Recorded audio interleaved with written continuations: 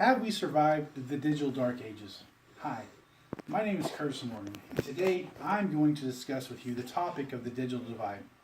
Each person in this room has had some sort of experience with the digital divide, whether it is having no access to the technology due to advancements, no access due to location of resources, or no access due to restriction or punishment. At a young age, I have always shown an interest in technology. I used to build computers from scratch as a hobby and was completely self-taught. This hobby later led me to explore computer science and multimedia, completing a certificate program from the Eastern Oklahoma County VOTEC. Since that time, I have been a source of technical support for my friends, family, and coworkers, which has earned me the title of a high-tech redneck. I hope during this speech to explain how accessibility and technical advancements have bridged the gap of the digital divide. When discussing accessibilities, I primarily focus on demographics, resources, and knowledge.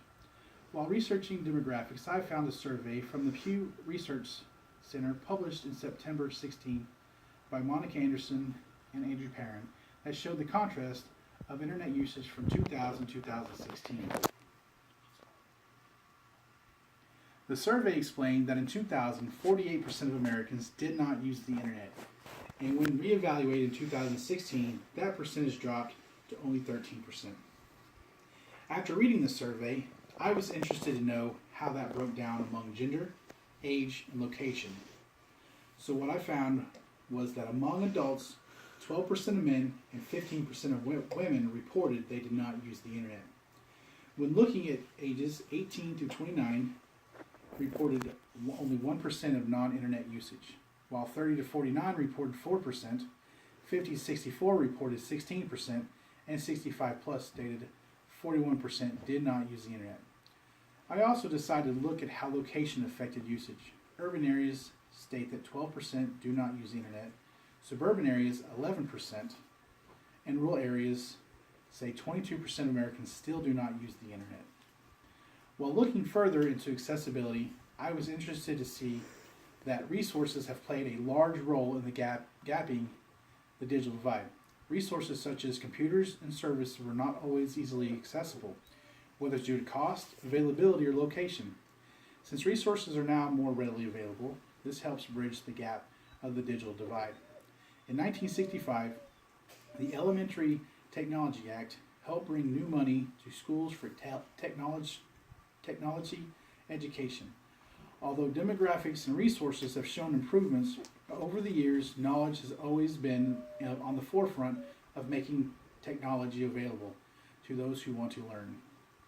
Through the years, many things have changed, and technological advances has led the way, whether it be devices, service, or affordability. You might think affordability, what does that have to do with gapping the divide?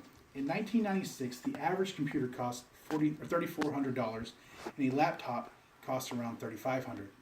With the help of technological advancements, now the average cost of a computer and laptop is around $700, which is more affordable and convenient for potential buyers.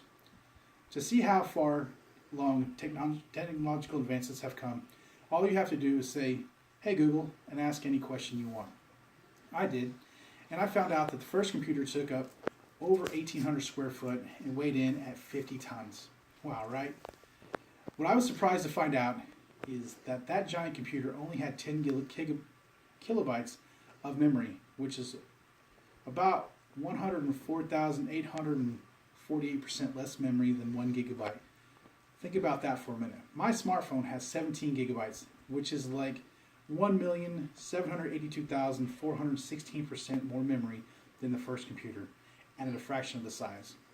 Along with devices and affordability, services have also played a huge role in technological advancements.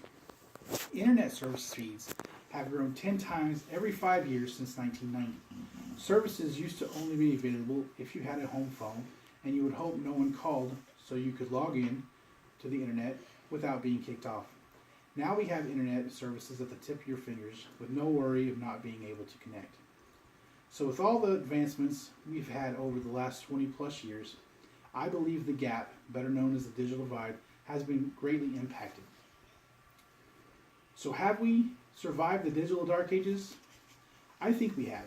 And as time goes on and smarter people are born and better technology is developed, we could bridge the gap and maybe, just maybe, close the digital divide for good.